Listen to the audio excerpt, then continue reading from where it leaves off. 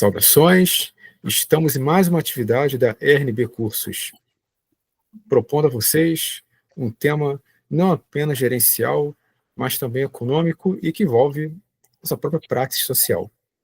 Empreendedorismo e liderança profissional em tempos de crise econômica. Para este debate, precisamos juntar as inteligências. Então, eu, Renato Bittencourt, tenho a honra de contar com meu amigo longa data, filósofo e empreendedor, Jandro Dimmer. Jandro, muito obrigado, tá, por você uma vez aceitar participar aqui do nosso percurso intelectual. E eu quero saber também de você, meu caro, que você é empreendedor, mas você também tem uma formação ética e filosófica profunda. Eu quero saber de você, meu caro, para a gente começar aqui a nossa articulação, nosso debate, nossa reflexão conjunta. Empreendedorismo e liderança profissional em tempo de crise econômica. Diga lá, como assim? Como enfrentar a crise, meu caro? Como enfrentar a crise econômica e como empreender e ter liderança nesses tempos tão fluidos, nesses tempos tão difíceis? Olá, boa noite a todos. Primeiro apresentando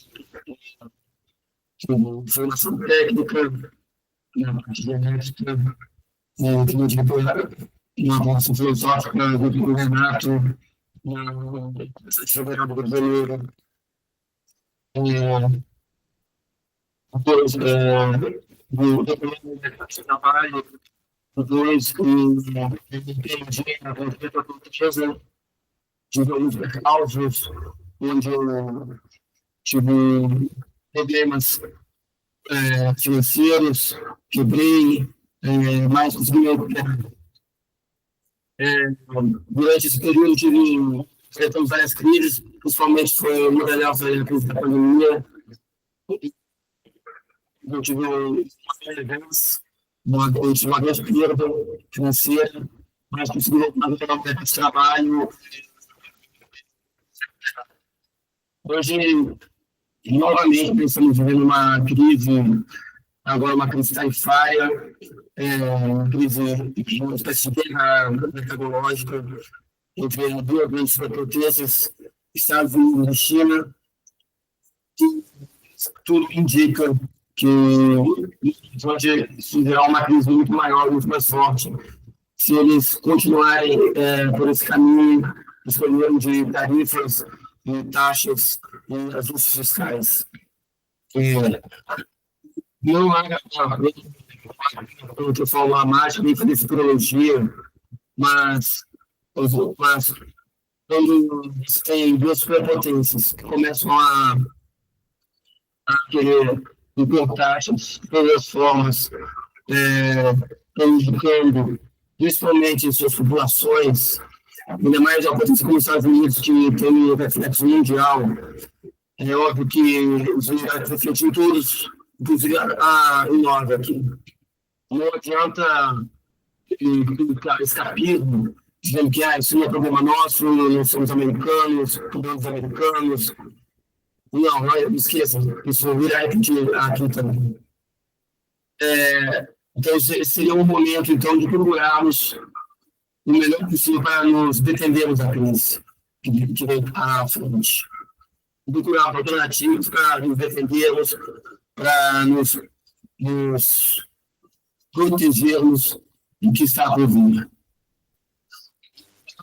Rothschild dizia que durante as crises que o momento de investir era quando o sangue escorria pelas ruas. E estamos por um momento muito parecido agora, de crise sistêmica total, e a guerra tarifária, mas é uma guerra econômica, uma coisa de guerra de geração, que já não envolve mais uma guerra convencionais como conhecemos, mas sim uma guerra que a China tem se mostrado uma grande habilidade, que é exatamente uma guerra comercial, e onde ela vai comprando territórios, vai comprando indústrias, vai adquirindo propriedades, fazendas, e principalmente capital político, mídia, e se filtrando assim, de forma mais contundente em todos os espaços possíveis. uma guerra que nem mesmo nos Estados Unidos ainda está se preparando. Não tem, os próprios Estados Unidos podemos ver que ele não está ainda, de certa forma, preparado para esse tipo de guerra. Ele está tateando na escuridão. Na medida, então, que o Trump tomou colocando essas tarifas, é uma medida que prejudica principalmente a população. Ele tenta atingir os chineses, mas uma coisa que vai prejudicar vai ser o próprio povo americano e por consequência, tudo seguinte. Os símbolos incluem também. Essas tarifas vão encarecer as mercadorias que, subsequentemente, as que chegam até nós vão chegar com um preço bem maior, dificultando o nosso padrão de vida, dificultando o nosso bem-estar, o nosso consumo. Então, o melhor fazermos agora, não há como impedirmos essa situação. O melhor fazermos agora é procurar medidas para fugirmos dessa crise, para nos protegermos.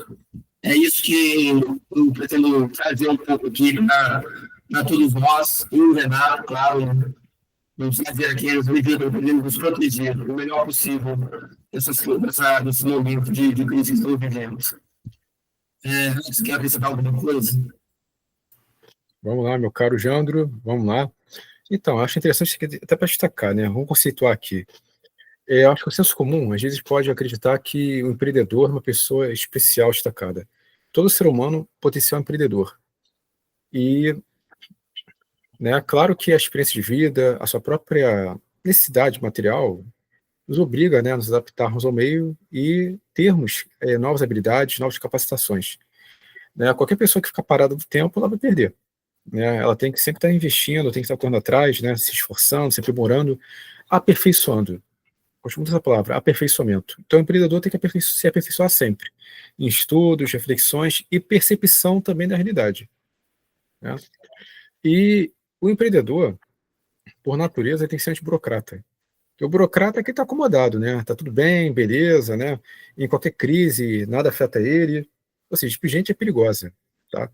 A gente tem que ter aversão ao burocrata. Porque o burocrata, ele, pelo contrário, né? Além dele não produzir, de fato, efetivamente, ele ter uma visão de mundo empreendedora que produza não só riqueza, mas valores e, sobretudo, bem comum, ele atrapalha, né? O burocrata é o cara que atrapalha, por regrinhas, por sua tacanhez. E você sabe, né, meu caro amigo Jandro, temos burocratas em qualquer estrutura, pública e privada. Né? Agora, é claro que a questão pública, por sua própria natureza, você vai encontrar burocratas de todos os níveis. E isso é um grande perigo. E não é só uma questão econômica, não, é até para o bem social. Né? A gente fala, tem que pensar nisso, né? O quanto que a burocracia prejudica a democracia. Né? Democracia, eu digo aqui no sentido pleno da palavra, né? De participação coletiva, de engajamento social, né? Independente de espectro político, a democracia é com participação popular, né? Do povo engajado, produzindo e lutando pelo bem comum. E outro ponto aqui, né, para a gente seguir, porque, claro, né, qualquer crise econômica, né, independente se é marolinha ou não, como se fala, a gente sempre está vivendo aí ciclos de crise, né? Sempre vai ser assim e sempre continuar. Então, o que já fazer? Vamos ficar chorando, vamos vamos ter paciência. Não, a gente tem que se antecipar os fatos. O empreendedor tem que se antecipar, né? Ele tem que prever. Prever para prover. Inclusive, é um lema, se não me engano, positivista. Prever para prover. Fundamental para que tenhamos essa habilidade operacional de enfrentarmos desafios. Porque, né, veio o craque da Bolsa de 29. No dia anterior está tudo rico, e de repente, né, especulação, desajuste econômico. Lógico, isso merece eutanase, mas isso para a gente pensar. A gente nunca pode descansar. Né? E aí, até uma coisa que eu vejo aqui com você, né, é o sentinela da liberdade. E sentinela tem que estar atento, né? A liberdade, olha a coisa legal, a liberdade ela não pode deixar que a gente durma sobre o louro de vitória. A gente consegue o sucesso, consegue a realização pessoal, profissional, ok. A gente tem que descansar às vezes, mas não também ficar na postura de bonomia. É preciso vigilância, né? Até uso aqui a visão neotestamentária, né? Orai e vigiai. O empreendedor tem que sempre estar orando, ou dormir com o olho fechado ou o olho aberto, né? Ou seja, brincando aqui, mas eu acho que o empreendedorismo, não importa que tipo, ele, claro que você vai obter o sucesso, né? Com o seu mérito, o seu engajamento e também com as boas relações e boas escolhas. Ou seja, olha o quanto de ética tem isso. Ética aqui não no sentido moral, no sentido de hábitos, né, de percepção, de capacidade de você se relacionar com o mundo e com os outros, né? Então, o bom empreendedor, e veja que vários autores vão colocar isso, o Peter Drucker, por exemplo, né, o gestor eficaz. O gestor eficaz é um empreendedor eficaz. Então, veja, empreender entra em qualquer aspecto da vida, do micronegócio ao macronegócio, né? Então, a vida em si é um grande empreendimento. Não brincando, João, você conhece bem Schopenhauer, um pouco, né? Assim, o Schopenhauer diz o seguinte, que a vida é um negócio que não vale a pena. O negócio é um empreendimento. Aí eu posso até criticar Schopenhauer, né? Ó, a vida é um negócio que não vale a pena. Um empreendimento que não vale a pena. Vamos trocar a palavra. Como que não vale a pena? Vale muito a pena, né? Todas as nossas dores, sofrimentos, dificuldades, tudo que a gente passa na vida é aprendizado. E não é retórica vazia, não, tá? Eu sou muito contra a positividade tóxica. Mas tem que aprender com a dificuldade. Até porque a gente é isso. Tem que aprender com a dificuldade, com as dores, com as limitações, aprender com os erros e com as canalices dos outros também. Porque qualquer empreendedor sempre vai enfrentar a inveja, a sabotagem, o burocratismo de outrem. Pensar muito bem, né? É um tema de pensar mais amplitude. O homem massa, a figura de massa, ela é medíocre, mediana. Ela quer que todos sejam medíocres. Ela não quer o sucesso do outro. Ela não aceita, ela é rancorosa, invejosa. Ela não aceita que o outro cresça, prospere. Ora, e o que eu falei, em qualquer situação de ótimo social, a prosperidade de um afeta dos outros, né? Porque são mais negócios, mais empregos, mais pessoas participando, né, da esfera produtiva. Então, realmente, só uma mentalidade tacanha vai gostar, né, que um empreendedor fracasse. E até uma questão de sociabilidade. O empreendimento bem-sucedido, ele traz, né, não apenas mais rendimento, mas é mais circulação urbana, mais segurança, mais sensação de pertencimento à cidade. É um tema que eu gosto muito de debater, tá? Assim, a questão do urbanismo social como humanização de relações humanas. Então, qualquer empreendimento, ele é uma conexão com o público, uma conexão transparente com o público, e dependendo do tipo de serviço, são pessoas efetivamente históricas, aumentando seu poder relacional com o bairro, com a região, com a cidade, com as pessoas. Ora, é uma nova ágora, né? Então, o próprio projeto empreendedor, no comércio, em qualquer relação, ele fortalece a política pública, fortalece a política, mais uma vez, independente de partidarismo. É a política autêntica, a política como encontro de pessoas, né? E você, como empreendedor, você é um político, né? Uma política nesse aspecto, sem ideologismos, sem partidarismos, mas pelo fato de que você produz algo que, né, gera um benefício para a sociedade a médio ou longo prazo. Eu vou fazer os slides aqui. Vamos ver se eu consigo aqui.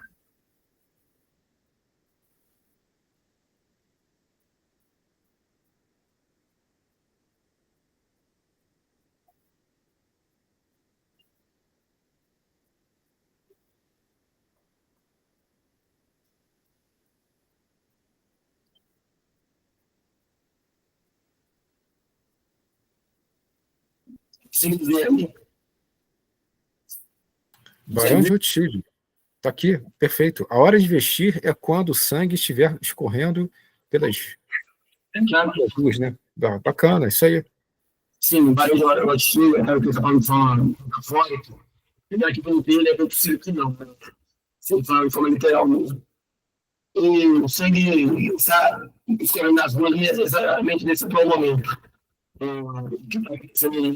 A guerra na Ucrânia, a guerra em Israel, e a guerra tarifária entre Estados Unidos e China.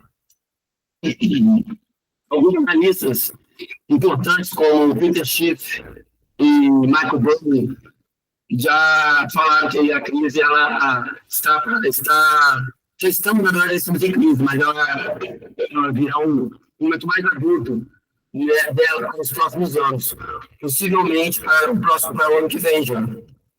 Vamos falar até para esse ano.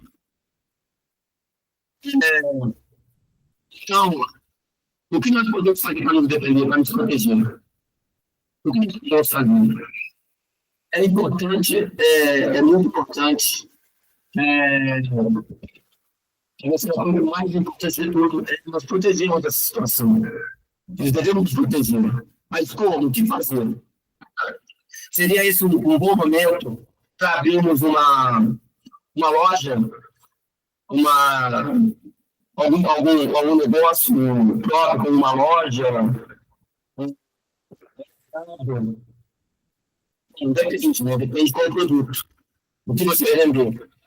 Eu lembro de tarifas, momento de governos cada vez ficando mais inchados, e para sustentar o Estado moderno, eles precisam cada vez aumentar mais as cargas tributárias. O negócio convencional, pelo menos a meu ver, não seria o mais ideal. Seria praticamente coisa que suicídio. Mas isso não nos impede de tentarmos alguma coisa, de fazermos alguma coisa, de lutarmos. E seja, muitas vezes, de forma, utilizo essa palavra marginal, né, mas estamos fora do sistema. Sem que o sistema consiga nos ver. Com a tecnologia, com a tecnologia, é bem mais difícil. O Estado consegue ter um alcance muito maior do que ele tinha enquanto a tecnologia do que ele tinha alguns anos atrás. Então, o principal mesmo que eu quero trazer, o que nós devemos fazer nesse momento? Qual seria o melhor caminho? Né? Ok. Bom, navegando em tempos tumultuosos, qual seria a estratégia de empreendermos? Não é? Qual seria uma melhor estratégia? Isso que nós devemos concentrar. Não adianta procurarmos alguma coisa de forma sem uma estratégia bem definida, porque a possibilidade de nos frustrarmos é enorme. Eu tive um negócio um tempo atrás que era com móveis e foi frustrante.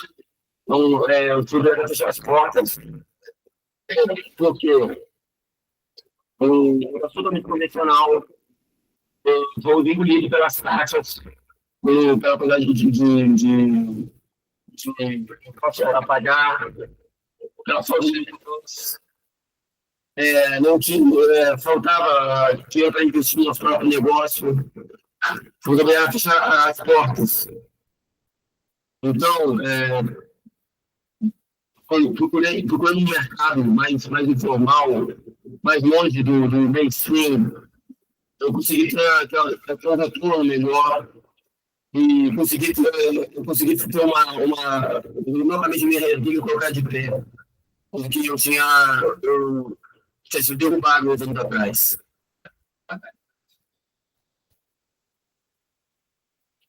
Vou mostrar mais um slide aqui.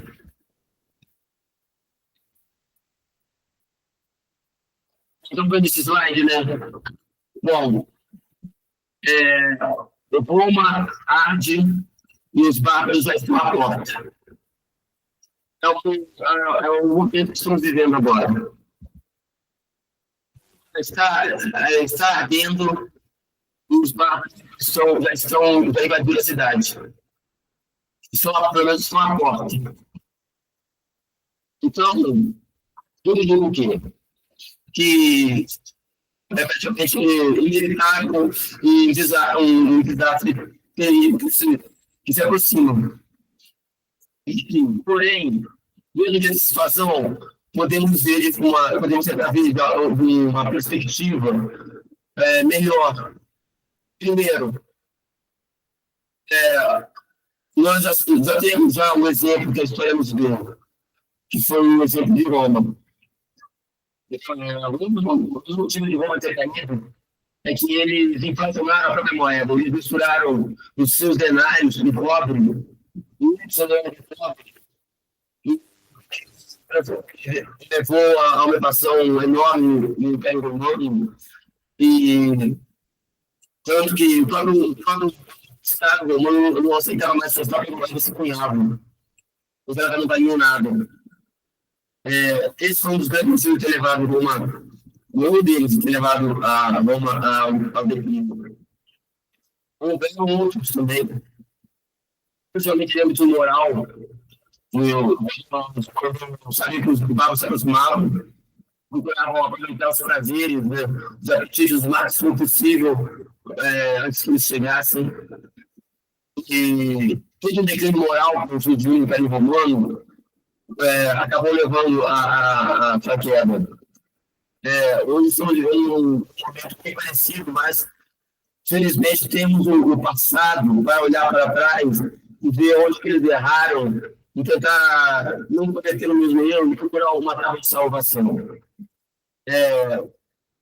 No final do Império Romano surgiu o jornalismo, uma nova prática de governança, de liderança, que conseguiu ter, durante pelo menos 10 séculos, um excelente sucesso. Então, mais do que tentar criar um caos, criar desânimo por conta de uma crise que vamos viver, o que podemos fazer vai impedi-la, uma esperança de que podemos olhar para o passado, ver que já enfrentamos isso e podemos nos dar um norte para que quando vier essa situação, nós não sejamos desprevenidos e tenhamos como nos defender dessa situação.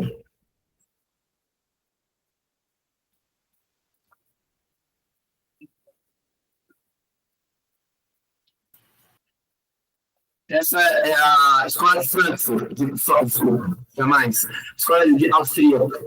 Rapidinho, brincando aqui contigo, tá? Agora tu fala aí. Não, tô brincando contigo, agora tu fala aí, ó. Escola austríaca, escola de Frankfurt. Não, são maravilhosos. Assim, e por mais que eu mesmo tenha leituras críticas a eles, mas a gente enfatizar ao nosso público a importância de Karl Menger, de Eugen, Baumberg, Mises, Hayek, o outro que eu não estou reconhecendo, mas olha aí, o Menger, Eugen, Baumberg, Mises, Hayek, o de óculos, o último que eu não estou reconhecendo, Leandro. Rothbard.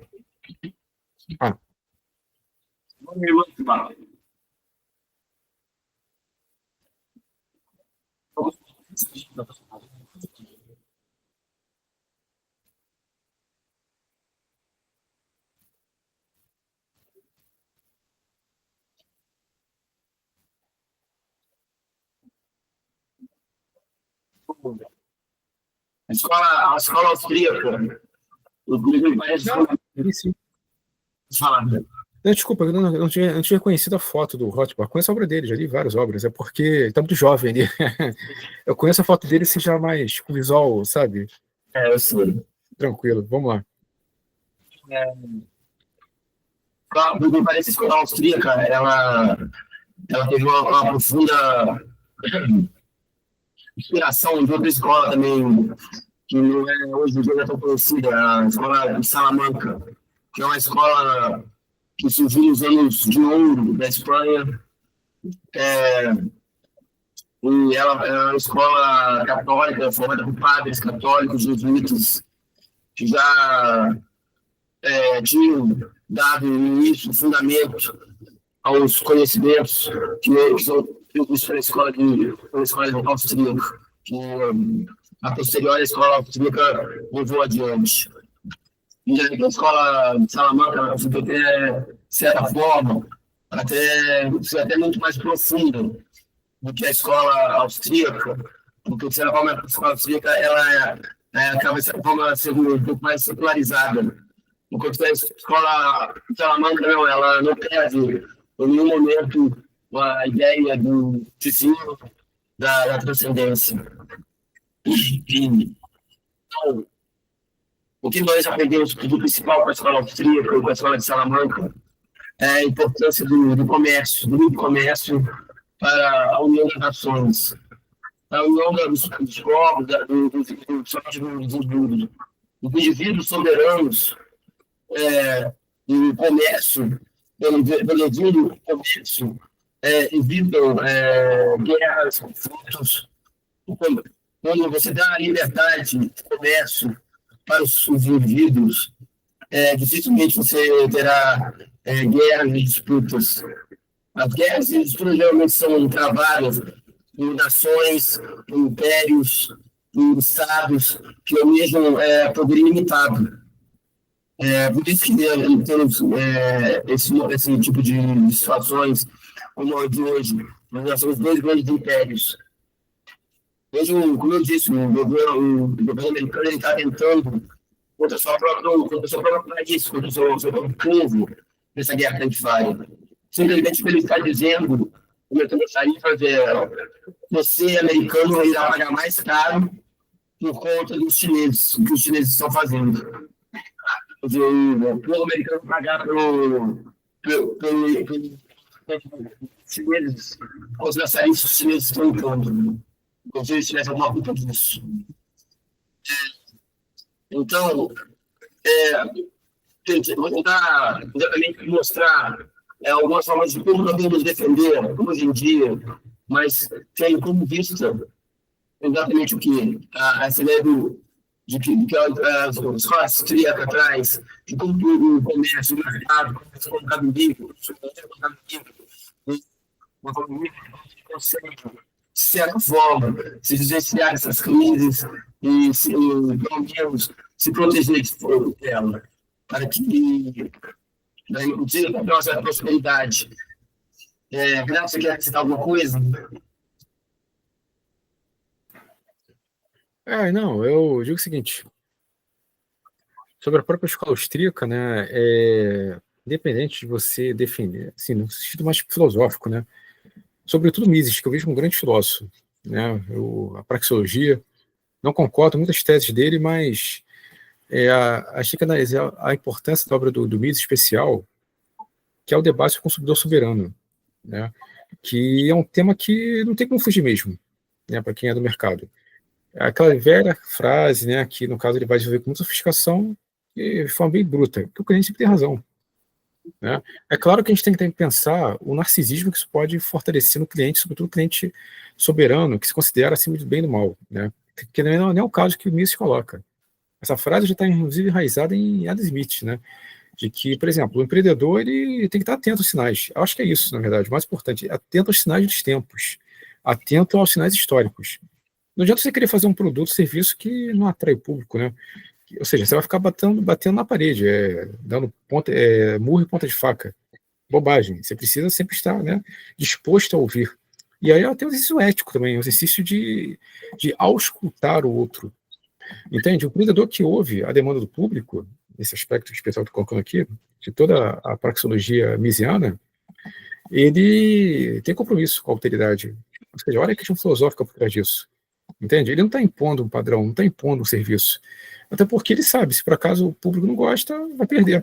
Então, ou seja, até as lutas atuais, né, sobretudo no mercado altamente competitivo, muitas vezes o empreendedor é obrigado, de fato, às vezes, a abrir mão da sua própria visão pessoal, seus valores, digamos assim, ideológicos, em prol de uma causa maior.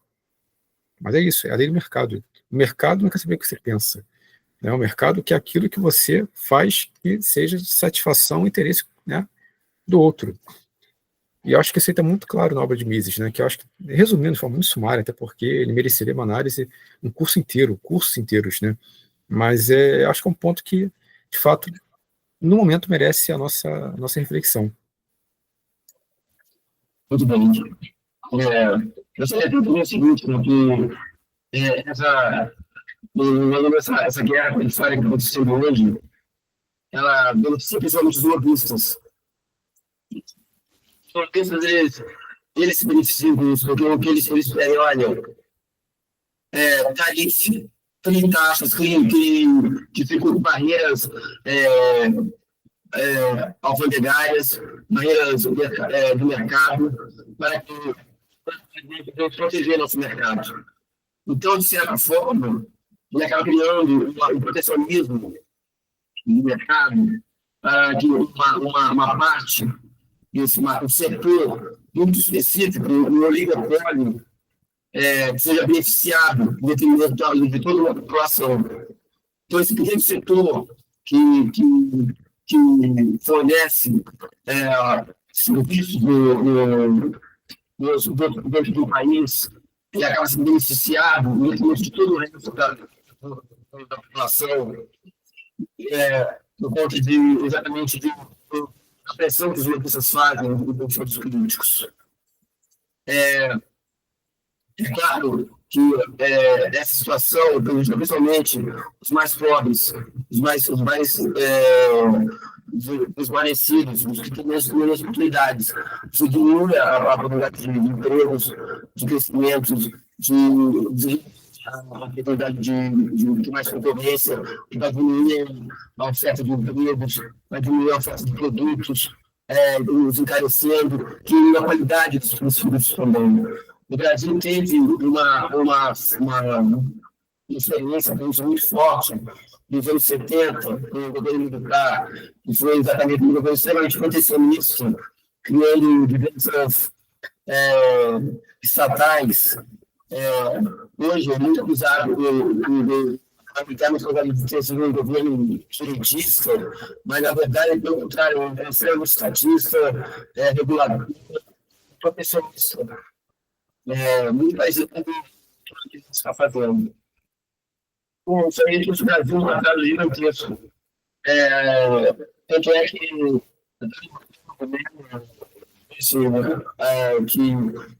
Brasil, os campos aqui eram carroças, e ele mesmo era um profissionista nos outros países. Isso por conta de uma tentativa de proteção do Natal, do controle nacional, acabou gerando exatamente produtos de péssima qualidade, porque eles não tinham porque apresentar produtos melhores. Só apresentavam produtos de péssimas qualidades com péssimos preços, porque não tinha concorrência. Existe hoje a justificativa do governo de eles serem os campeões nacionais, porque isso eles deveriam ser privilegiados, porque eles seriam algum privilégio, eles seriam algo a apresentar, serem campeões, eles mereceriam um privilégio. Claro, se eles são campeões se eles são campeões, eles não precisam do nosso dinheiro. Se eles não são, eles não merecem o nosso dinheiro. Bom, então, veja, os próprios governos, eles criam situações terríveis para beneficiar os seus apadrinhados, aqueles que são amigos do rei. Para a população, tudo sobra. Então, não sei, tentar procurar uma forma de tentar escapar das garras do governo, das garras desse leviatã. A melhor forma, então, hoje pela melhor tecnologia, essa forma nos ajuda de várias formas, que antigamente não eram possíveis. Hoje nós temos algumas formas que nós podemos nos proteger dessa crise e nos proteger principalmente dos governos e dos estados. Você vai no slide aqui.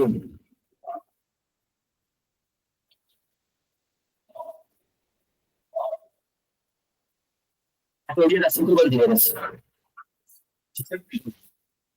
Hoje,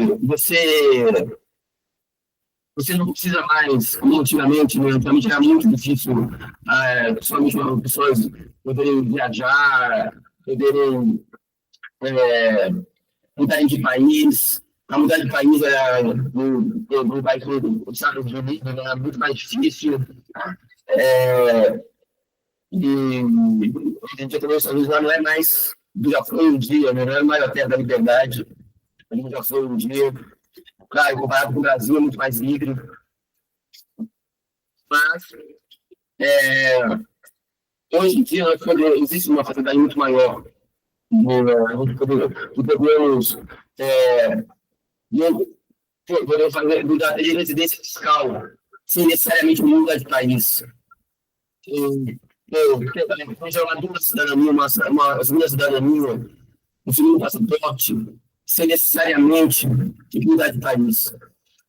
Existem até algumas alternativas ótimas aqui na América Latina, na América do Sul mesmo, que já mostram que são boas alternativas, como o Paraguai e o Uruguai, que mostram um bom conteúdo para você fazer pelo menos uma transferência fiscal. Você não precisa declarar o dinheiro que você ganhou fora desses países, as taxas de impostos são bem menores, você tem mais o tipo de liberdade é maior. Hoje em dia, eu mesmo, por exemplo, eu não trabalho, por exemplo, estou fora do país. Eu não trabalho mais no Brasil já faz muitos anos. Só dei uma parada mesmo durante a pandemia. Que mesmo assim me arrependi de ter parado. Eu acabei entrando numa situação financeira muito ruim.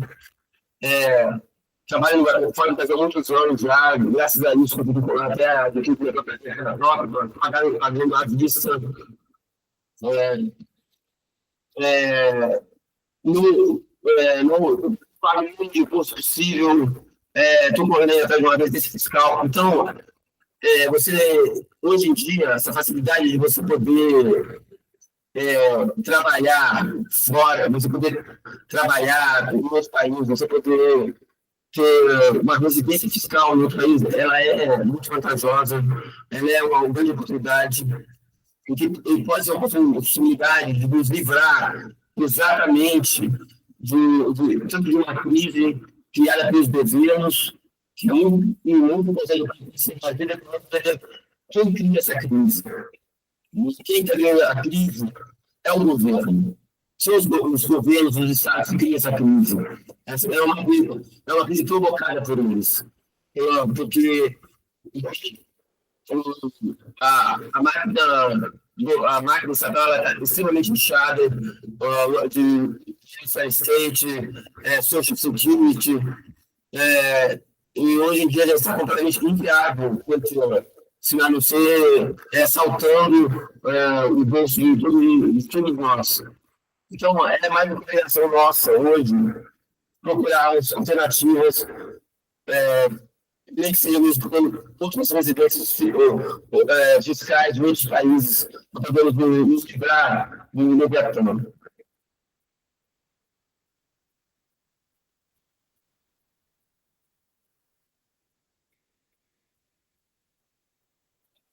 Liberdade econômica e empreendedorismo. Que é o paganismo? É uma filosofia criada por um filósofo chamado Samuel Coelho, que eu vou trazer ele aqui também para falar, fazer uma palestra só sobre ele. Fala o seguinte, que a melhor forma de você exercer a sua liberdade é você procurando sempre fazer negócio, para comercializar fora do nosso, dos pequenos comerciantes, dos pequenos produtores, sempre procurando os pequenos produtores, fugindo das grandes cadeias, das multimarcas, das grandes marcas, procurando esses pequenos e criando ali uma rede de confiança, uma rede que você possa confiar em essa seria uma possibilidade de fugir das regulações estatais e da fiscalização que o Estado hoje faz sobre os cidadãos. Para ter uma ideia, hoje a CIA, o FBI, o PSI, vigia mais o cidadão americano do que o Partido Comunista Chinês vigia os seus próprios cidadãos. Então, uma forma de nós conseguirmos, né, fugir desse aparato estatal seria exatamente procurar esses pequenos comerciantes, pequenos produtores que estão fora dos grandes centros, fora das grandes capitais, que estão no interior, nas pequenas propriedades. Seria uma forma de você conseguir fugir não só procurá-los, mas criar uma rede de confiança e fidelidade com eles. É uma forma de você conseguir escapar das garras do Estado. Jandro, me permiti até comentar aqui. Pode falar. Sim, e olha só, coisa muito importante estar destacando, que, vamos lá, independente da leitura, seja liberal ou até mesmo intervencionista, até porque, mesmo que você tenha apoio estatal, né, teremos contingências. É uma coisa que é muito importante destacar para o empreendedor é a contingência. Ou seja, o acaso, o suposto acaso, o erro, a sorte, o acidente. Né? Quantos negócios maravilhosos, por diversos fatores que fogem do próprio alcance, né, do empreendedor, foram, né, dissolvidos, perderam. Até levar em conta um debate que acho que também está aqui na questão econômica. É a violência, né, o crime organizado, o pauperismo, que de alguma forma também prejudica o bem comum. Né? Em áreas de milícia, por exemplo, como é que o sujeito vai empreender? Né? Áreas conflagradas pelo crime organizado e com o conluio do próprio Estado, né? Forças policiais.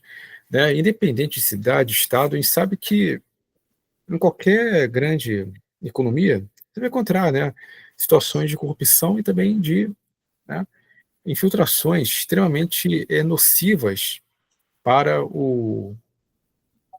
a prosperidade social. Né? Agora, claro, em sociedades com déficit econômico e déficit democrático, que estão também às vezes entrelaçados, a tendência para piorar o quadro, né, de um ajustamento social é muito mais intenso. Então, seja Rio de Janeiro, seja São Paulo, seja o Nordeste brasileiro, né, o empreendedor, ele infelizmente ele não está, de alguma forma assim, andando sozinho nas nuvens. Né? Ele tem as barreiras naturais, que é os desafios, né, de conseguir ter um nicho de mercado e prosperar no meio da multidão, não da massa, mas da multidão, mas sobretudo também esses fatores. Né?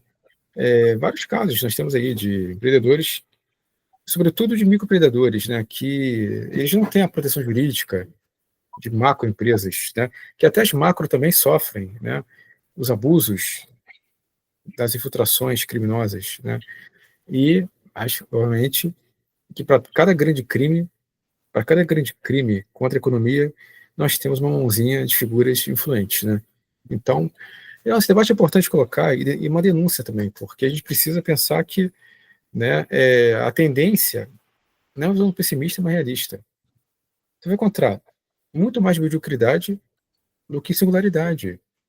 Né? Existem muito mais figuras medíocres, depravadas no sentido intelectual, de falta de engajamento e de luta pelo progresso, do que pessoas empreendedoras, em qualquer aspecto. Eu, por exemplo, eu posso falar que o empreendedor pode ser o feirante, o livreiro, pode ser alguém que faça curso digital, professor online, não importa. O empreendedor, para mim, é aquele que, dado uma situação de risco, ou talvez uma barreira na vida, tenta um caminho alternativo. Né? Não deixa as coisas simplesmente a Deus dará. Né? Ou seja, a passividade. Olhando o tempo passar, não, a gente precisa se engajar. Né? E o engajamento, ele te dá autonomia. Sem engajamento, não há autonomia pessoal, profissional. Né? E a capacidade de ter liberdade. Né? A liberdade nasce disso. A liberdade nasce da capacidade de empreender e enfrentar o sistema. Porque, claro, também há tendência a gente se acovardar, a gente querer também se adaptar o tempo todo. A própria liderança, né, profissional, tem outro ponto que é muito importante para a gente. A liderança, ela nasce dessa capacidade de você se impor, né, de você. A liderança não é autoritária. A liderança legítima não é autoritária. Ela é consentida, é racional. Ela é uma construção.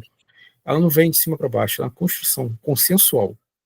A verdadeira liderança é consensual e pautado no mérito, pautado, claro, no próprio respeito à hierarquia, que a hierarquia é fundamental, senão vira bagunça, né? Tem que existir hierarquia, né? Pontos, e, sobretudo, pontos delimitados, né? Se cada um fizer a sua função, se cada um faz com esmero a sua função, o organismo ele se fortalece, né? O problema de qualquer relação burocrática é que poucos fazem muito e muitos fazem pouco, né? E, justamente, poucos que fazem muito são os maiores empreendedores. Só que a própria máquina, ela, né, sufoca essas pessoas. Afinal, o medíocre não quer que ninguém, né, brilhe, né, tenha destaque, ou faça de maneira digna o papel que lhe cabe, né? Então, cabe à própria liderança organizacional também ter esse discernimento de detectar esses cânceres, né, organizacionais, essas figuras maliciosas, daninhas, e extirpá-las. Mas, assim, primeiro tem que existir um ajuste. Você tem que, né? O próprio Taylor falava isso. Olha, o trabalhador que, no caso, não está bem disposto, não está conseguindo engajar bem, tem que ser treinado, ele vai ser estimulado. Se, infelizmente, ele não entra no eixo, ele vai ter que ser, né, retirado, eliminado. Pode parecer radical, mas se a gente está lidando com riscos, né, a gente não pode ser complacente. A complacência, muitas vezes, ela, na verdade, prejudica todo mundo, né? Então, ou seja, a gente só pode ajudar aquele que, de uma forma, demonstra, né, um projeto, um interesse, né, de ser diferente, de fazer algo novo, né, de empreender de maneira radical, ou seja, na raiz das coisas. É claro, né, não estou falando aqui que como é que é assim que tem que ensinar a pescar. A pessoa precisa do peixe, talvez primeiro, sim. Mas chega um momento que a própria dignidade humana exige autonomia, né? Então você precisa também ter essa capacidade né, de ir sozinho, avançar sozinho. Na verdade, ninguém avança plenamente sozinho, porque todo mundo, toda vida é relacional. Mas avançar sozinho no sentido de que você agora precisa dar os próprios passos, né? Precisa se arriscar, precisa errar, né? E o erro não é ruim, o erro é fundamental. Você aprende, né, com o erro. Olha aí, isso aqui é muito contrário à positividade tóxica, né? Não é você sorrir perante a dor, né? Mas nem um amor fati gerencial. Mas a gente precisa aprender que, às vezes, as escolhas são equivocadas. É uma falha operacional, uma falha técnica. Aprendendo, você se adapta, né? E faz algo novo. Então, olha aí. E, mais uma vez, a crise econômica, ela muitas vezes ela pode ser oculta, né? E a gente pode escamoteá-la. Mas depois que não vem, né? É igual um dique que arrebenta, né? E aí não há proteção, né? Então, às vezes é melhor ter uma postura de cautela, mas, sobretudo, muita capacidade de pensar de maneira técnica. A economia está atrelada à política, sim, mas as pessoas de lições técnicas. Se você colocar ideologia, não importa o espectro, aqui a gente está debatendo isso, né? Que realmente até a nossa leitura extremamente técnica vai acarretar prejuízo de médio e longo prazo. E aí, ou seja, é o próprio declínio da sociedade. Renato, sabe as palavras? Não seria só de acrescentar que você falou, não pode você falou que a economia está atrelada à política. Eu diria que a política está atrelada à economia como um carrapato está atrelado ao doido, parasitando. É claro, né? Não há como nós nos desviarmos da política. O homem não é ser político, lá nos Aristóteles. Infelizmente, então, sempre, até mesmo na economia, no mercado, é político. Nós aqui, por exemplo, estamos fazendo política agora, de certa forma. É claro que o problema é que ela é desvirtuada, que pessoas que usam para atender o poder acima de todo custo. Você citou, no caso, a questão das milícias, do politizado, né, como o cidadão lá não tem como entender. Não, é verdade. Se para todo mundo tivesse de razão. Mas uma coisa importante salientar, tanto a milícia quanto o criminalizado, eles surgiram exatamente numa situação onde você tinha que o Estado. Isso que o Estado se ausentou e surgiu no crime organizado. Não, ele surgiu exatamente dentro do Estado. Se você vê quem está no final dessa cadeia, no programa da cidadão, aqueles que estão nas comunidades, diretamente do tráfico, mas quem também faz parte dessa cadeia, quem supre essa cadeia, está diretamente aonde? São os planadores de Brasília, são os oligopólios que fazem lobby, eles também se beneficiam tanto com o tráfico de drogas quanto com a guerra ao tráfico. Eu até já falei isso da outra vez. Os governos, todos os governos, os oligopólios, eles se beneficiam tanto com a comercialização de droga que fazer uma guerra às drogas, com a venda das armas, usado das drogas, da guerra às drogas. Então, esse Estado paralelo que surge, na verdade, sobre esse Estado que primeiro colocou as pessoas em condições desumanas, e nesse desumano selvagem, entendeu? Tirou a oportunidades dela, não deu nem mulher que não deu saúde, evitou que elas tivessem a oportunidade de ter saúde, tirou a ciência, muito básica. Vou dar dois exemplos aqui bem interessantes. Na Inglaterra, um grupo, uma comunidade, cansado de pedir para que o Estado pavimentasse uma rua que é essencial para eles foram lá para alimentar a rua por conta própria. Se não me engano, até eu não estou fazendo confusão agora, mas se não me engano, um deles que ajudou na pavimentação foi o Rod Stewart, o cantor, né? O Rod Stewart ajudou na pavimentação da rua. Se eu não me engano, o Estado não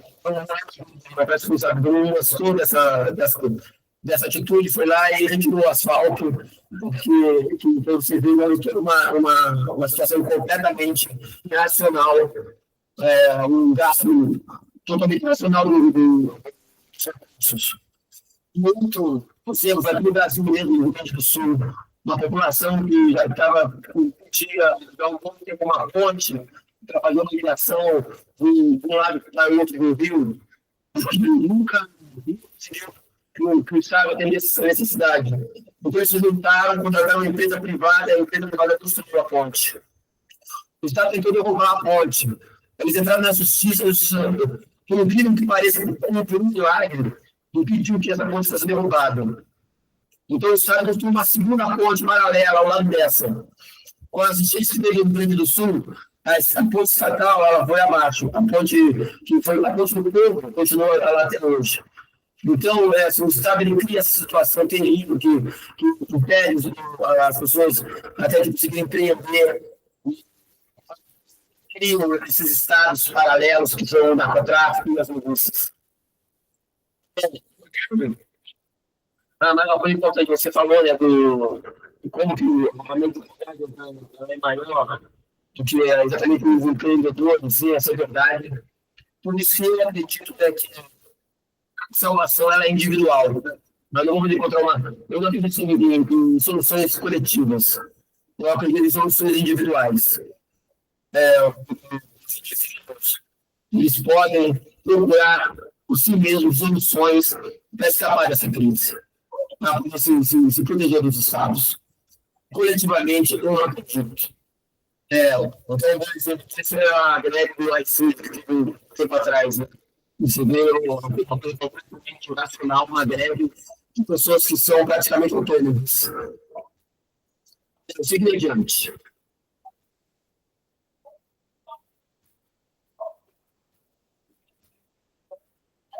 Moedas, a moeda do futuro. Que seria criptomoedas, a moeda do futuro, né? Eu queria dizer que é o Bitcoin. Uma delas realmente são só pirâmides do Bitcoin. Uma delas são outras séries também. Eu uso, acho que Bitcoin uso outros aqui, eu uso o Tether. Mas é uma forma de você hoje poder ter suas finanças protegidas do estatal. Você fazendo uma autocustódia de Bitcoin, você consegue manter todo o seu patrimônio fora do alcance do Estado, fora do alcance das crises. Você consegue atravessar fronteiras com tudo que o patrimônio, se você conseguir decorar as palavras-chave.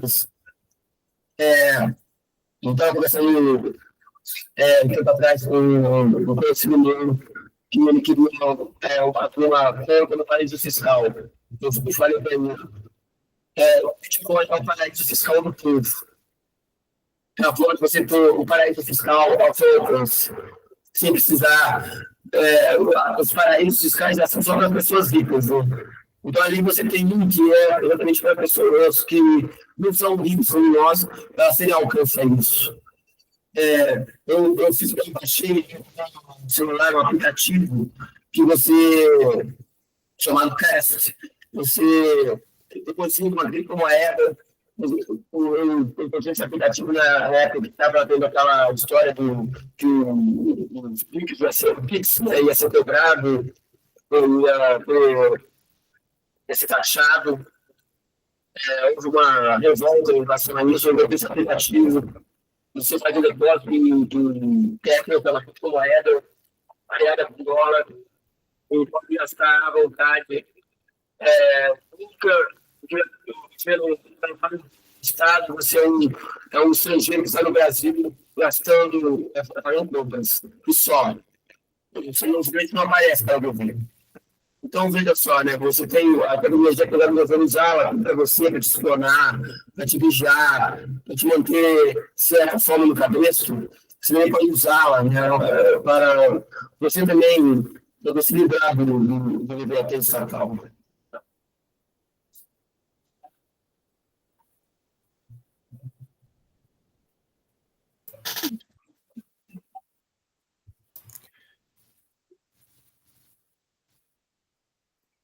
Bom, né? Nós temos hoje um cenário distópico. E eu não sei algumas soluções, né? Você não precisa ficar realmente preso no país hoje em dia. Né? Existem soluções que são você conseguir ir para outro país. Existe a noção de paraíso fiscal, infelizmente, né? O Estado ele já associou isso desde os tempos bíblicos, né? Tenta associar o paraíso como se fosse um lugar terrível.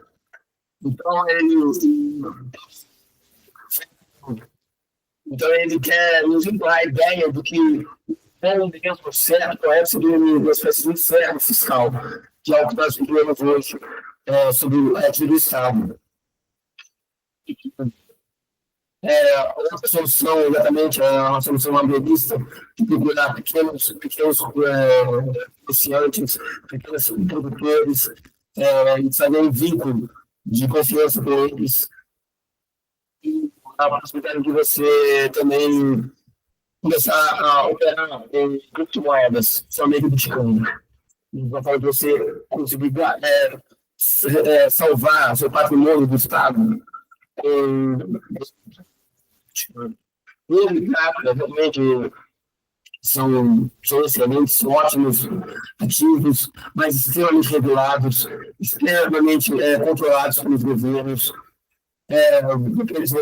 Você não pode comprar e vender que não seja de forma que tenha regulamentação estatal, com o risco de ser preso. Isso ainda não acontece ainda com o Bitcoin, com as criptomoedas, não existe um grau de liberdade. Na verdade, você precisa fazer uso do peer-to-peer, que é você comprar de pessoa para pessoa e fazer outra história. Os Bitcoins, perdão, muitos especialistas já falam que os Bitcoins são criptomoedas que estão nas fronteiras sendo confiscadas pelos governos em breve.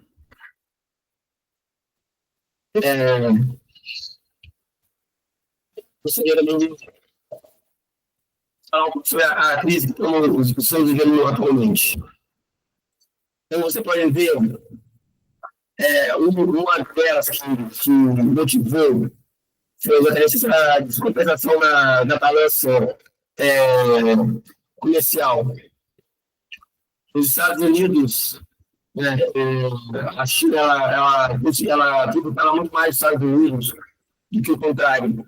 E os professores, de certa forma, ia compensar isso. A China sempre tributou muito mais os Estados Unidos do que o contrário, e agora o Trump quer compensar essa situação.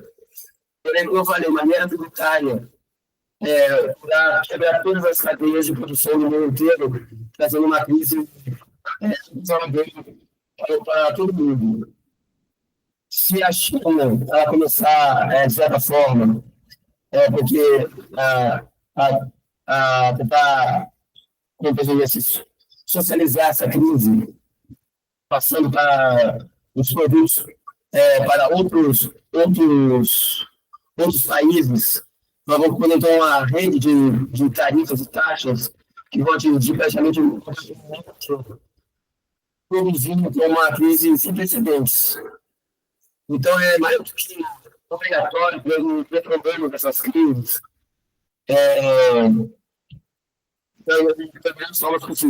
Eu salientei algumas aqui, há outras também. Mais do que tudo, é importante estudarmos, conhecermos agora as possibilidades de lidarmos essa crise. Como eu disse anteriormente, vão na arte e os papas já estão à porta. As portas.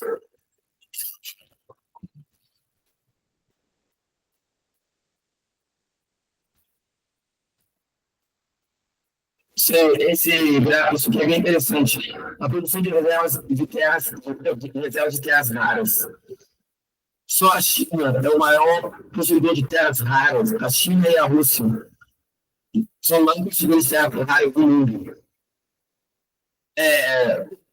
Elas são principalmente importantes na indústria bélica, na indústria hoje de tecnologia.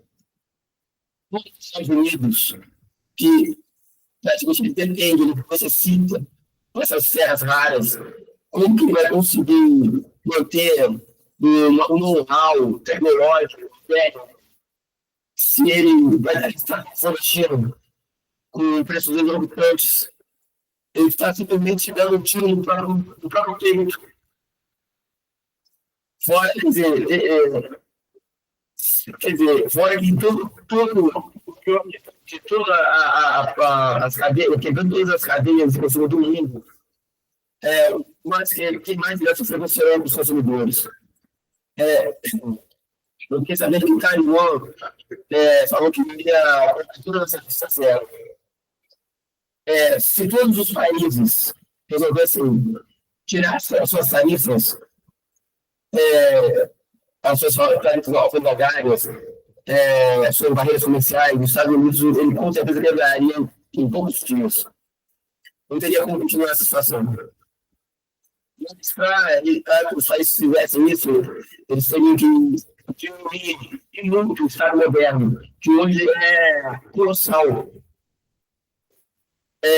Onde praticamente a gente vive para sustentar esse Estado moderno. Podemos dizer que o carrapato hoje ele está muito maior que o boi. Então, o grande problema, exatamente um dos problemas que o Donald Trump está fazendo essa situação de aumentar essas tarifas, que ele diz que é por questão, porque ele quer fazer uma justiça tarifária, mas ele é para reduzir o déficit comercial americano. O déficit comercial americano é enorme, exatamente como eu mostrei nesse gráfico aqui, deixa eu voltar para ele. Esse gráfico no nosso slide aqui. Se vocês verem, né? A China, praticamente, ela conseguiu colocar seu bem de consumo nos Estados Unidos de forma muito mais barata, rápida até do que nos Estados Unidos, porque os Estados Unidos conseguiu fazer o contrário.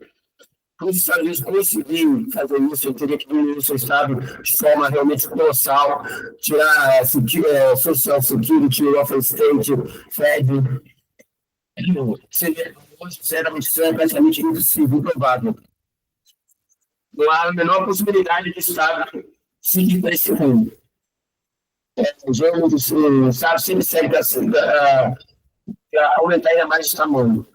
E é o que a gente conseguimos ver, essa atitude do Donald Trump de não vai sair para a China e consequentemente para nós do mundo. Eu alegando que isso aí estaria uma sorte de justiça tarifária.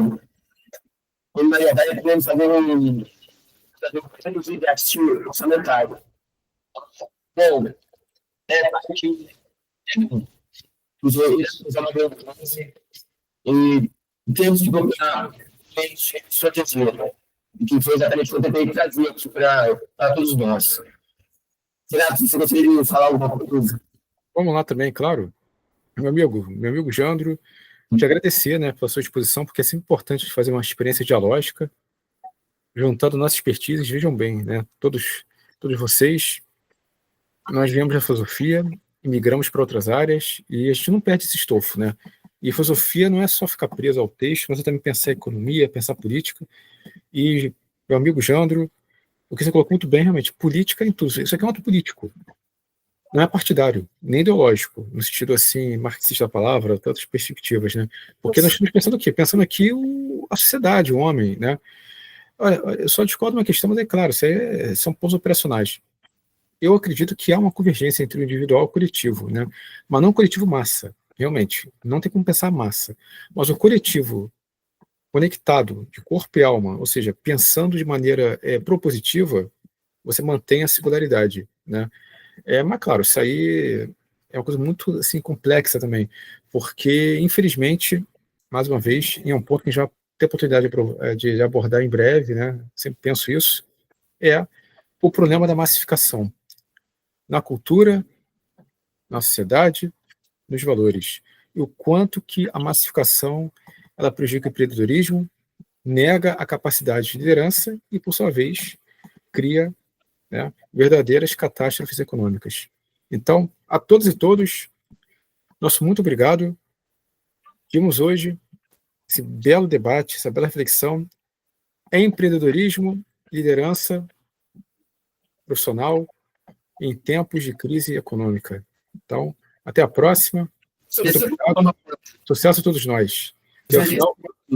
Diga, Jandro, te perdão. Você falou muito bem, esse individualismo para o coletivo. Você, como indivíduo, você tem uma família. Você tem uma rede de confiança entre com quem você tem para ver, se relaciona. Então, você protegendo, você está protegendo todos eles que estão envolvidos com você. Então, é um indivíduo que também tem um coletivo, mas um coletivo que não é massificado, como você muito bem falou. Só pode ser Não, perfeito, perfeito. Não, isso mesmo. Eu acho que o indivíduo está conectado ao todo, né? Mas é um todo que deve ser que respeite a singularidade. Senão, realmente, vira uma massa amorfa sem valor. E o valor, ele é singular. Então, amigas e amigos, gratidão. Tivemos hoje aqui Jandro Gimer, empreendedor e filósofo. Quando eu falo filósofo aqui, é na forma mais pura da palavra. E eu, Renato de Bittencourt, esse debate que envolve empreendedorismo, economia, negócios e a própria vida humana. Porque uma vida sem empreendimento é uma vida que não vale a pena ser vivida. Amigas e amigos, até a próxima.